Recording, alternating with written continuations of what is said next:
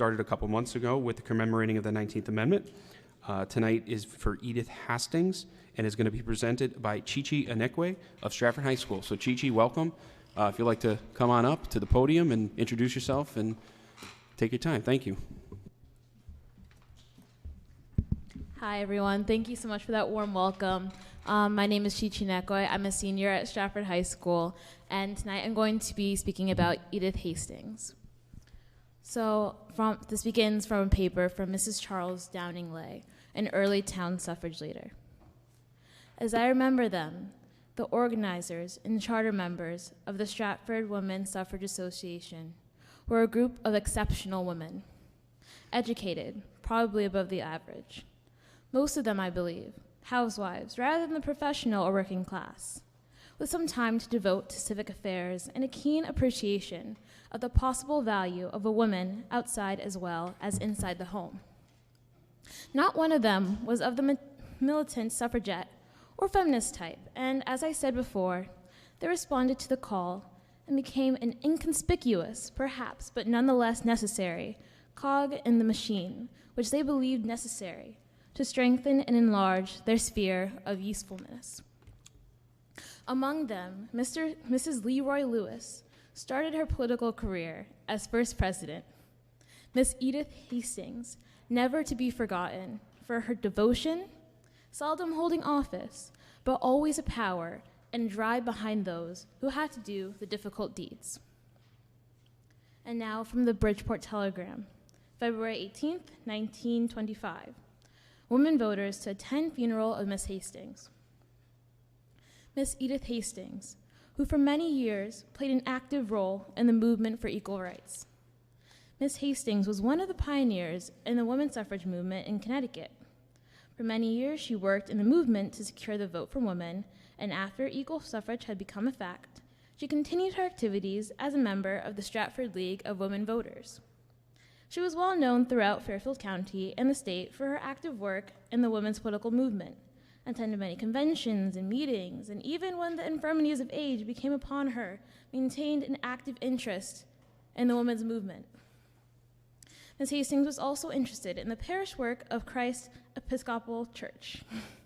We're not certain when Edith Hastings moved to Stratford. We know from the U.S. Census of 1900 that she was living in Stratford at that time, but we also know that in 1909 she was listed as one of Stratford's largest taxpayers. So from the formal beginnings of the Stratford Equal Suffrage Association in 1912, Edith held responsible positions in the association. She was born in Brooklyn in 1859, and having been born and raised in and around New York City, it's doubtful that Edith would have been welcomed as a trusted leader in Stratford's Suffrage Association had her reputation in the suffrage movement not been established prior to her arrival in Stratford.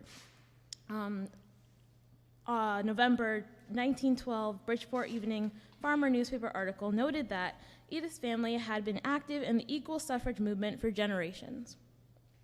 Edith's obituary referred to her first Stratford home at 1962 Elm Street as the Hastings Mansion, which is interesting since Edith was orphaned at the age of 15. Her father died in 1873, and her mother passed away while Edith was an infant. Edith spent most of her youth with her aunt and uncle in New York City. Clearly, Edith's family had no family history in Stratford. But Edith's attraction to Stratford must have resulted from Stratford's reputation as a banner town of equal suffrage in Connecticut. Since Edith had the means to live anywhere, her choice of Stratford had to have been the result of her finding many other like-minded women in Stratford who shared her passion for equal suffrage. Edith was active at the local, county, state, and national level of the suffrage movement. She was Stratford's best-known suffrage leader. She attended rallies and conventions and parades in several Connecticut towns, and Washington, D.C. focused on promoting the cause of women's suffrage. Fellow suffrage activist Maud Hull described Hastings as perhaps the most prominent champion of women's suffrage in Stratford. According to another fellow activist, Laura Lay, Edith Hastings and the other members of the Stratford Women's Suffrage Association spent long hours going house to house with petitions. They also argued their cause to attendees at county fairs and before the state legislature. Several articles in the Stratford Times demonstrate that Hastings helped the Stratford Women's Suffrage Association in diverse roles, ranging from manning a chocolate pot at a suffrage tea to giving a report at a suffrage convention in Hartford.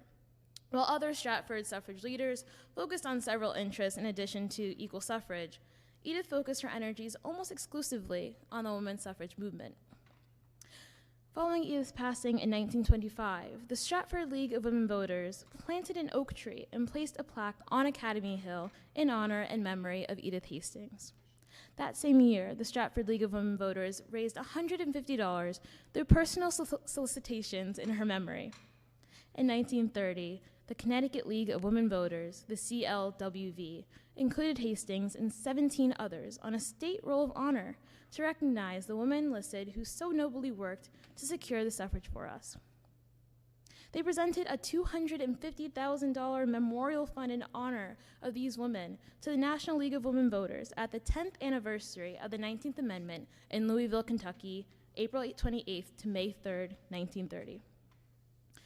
And in 1934, the CLWV included Edith Hastings on a plaque honoring the Connecticut women who helped win the vote for women of their country, 1848 to 1920.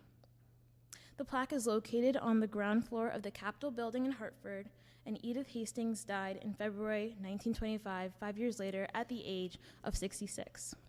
She is buried in the Hastings family plot at Greenwood Cemetery in Brooklyn. Thank you very much.